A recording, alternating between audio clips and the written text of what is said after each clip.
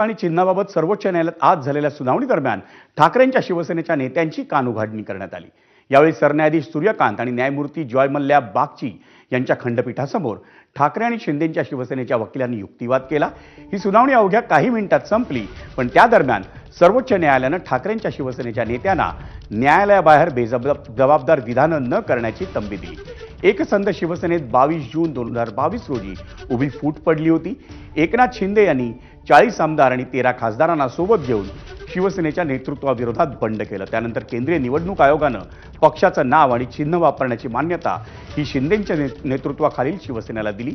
तेव्हापासून या प्रकरणाची सुनावणी ही सर्वोच्च न्यायालयात सुरू आहे आणि या प्रकरणाची पुढील सुनावणी आता 30 जुलैला होणार आहे।